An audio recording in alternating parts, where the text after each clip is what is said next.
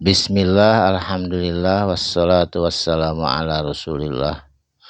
Alhamdulillah patepang deui dinten ieu dinten Kemis kaping 18 Juni 2026.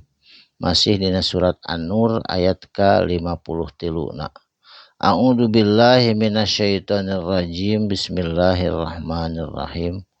Wa aqsamu jeung maranehanana jalma-jalma anu munafik bersumpah billahi kalayan sumpahna teh menyebut nama Allah atau demi Allah gitu sumpahna waktu harita jahda kalayan sungguh-sungguh jahda aimanihim kana sumpahna itu jalma-jalma munafik. Jadi manehna bersumpah supaya ngaluluhkeun hatena umat-umat muslim waktu harita. Lain amartuhum jeung lamun diparentahkeun hum ka itu jama-jama munafik ku Kangjeng Nabi Muhammad, misalnya diparentah perang jeung sajabana layah rujuna pastina manehna keluar jiga nu nya saged ngalaksanakeun parentahna berangkat perang. Jiga waktos perang Badar saged di bumi jiga nu nya berangkat ka ditu ketemu musuh di perang Badar sing laleos teu hayang namperkeun atawa teu berperang tah eta nu kitu jalma-jalma munafik jiga nu nya saged padahal mah bobohongan. Kul bejakeun ku anjeun Muhammad ka jalma-jalma anu munafik la tuksimu teu meunang sumpah anjeun. Teu meunang sumpah karena memperdaya umat-umat muslim wal muslimat anu mukmin. atau atun ari taat itu jama-jama munafik ma'rufatun eta geus dikenal kana kabohonganana.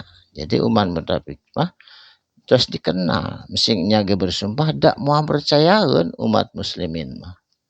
Saterusna innallaha sanyana ari Gusti Allah khabirum bima ta'malun maha waspada Allah khabirun maha ningali Allah maha waspada kana naon rupi bima ta'malun tina perkara anu maranehanana jalma-jalma ta'maluna migawe keur di dunya. Jadi Allah maha ningali maha waspada. Matak urang ge percuma kajeun nyumput oge da Allah maha uningaeun kana dosa jeung perbuatan urang sadayana.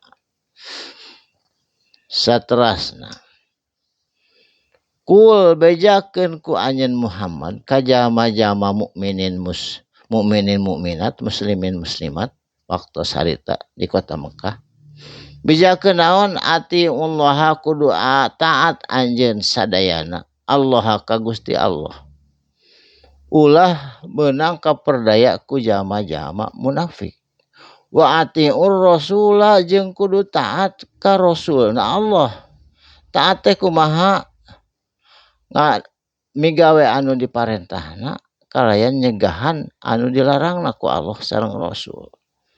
Wa in tawallau maka lamun berpaling anjeun kabeh cilaka dunia akhirat.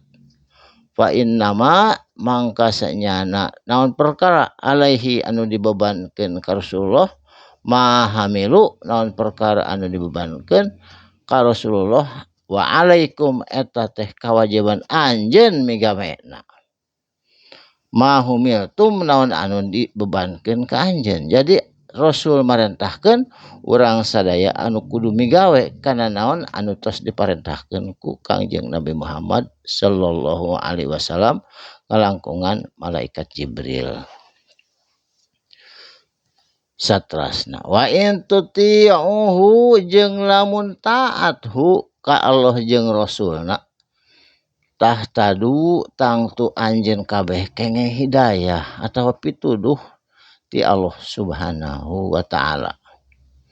Wa ma jeung teu aya ala rasuli ka utusan Allah ka Rasulullah illa kajaba balagul mubinu nyampekeun mubinu anu jelas. Jadi Kangjeng Nabi Muhammad mah teu aya beban naon ngan ukur nyampekeun ka urang sadayana naon anu tos didugikeun ku Allah mubinu anu nyata. Urang sadayana anu kedah midamel atau urang sadayana anu kedah taat kana parentah Kangjeng Nabi Muhammad, kana parentah Allah Subhanahu wa taala.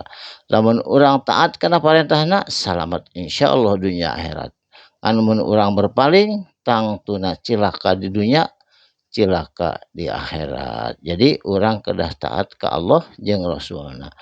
Da ari Kangjeng Rasul mah kawajibanana illa balagul mubinu kajaba ngan kun nyampaikeun ka urang sadayana mubinu anu jelas, anu nyata, anu tanpa rekayasa. Barakallahu li wa lakum. Mugi aya manfaatna. Insyaallah patepang deui dina dinten enjing dina waktos anu sami. Shadaqallahul azim. Wassalamualaikum warahmatullahi wabarakatuh.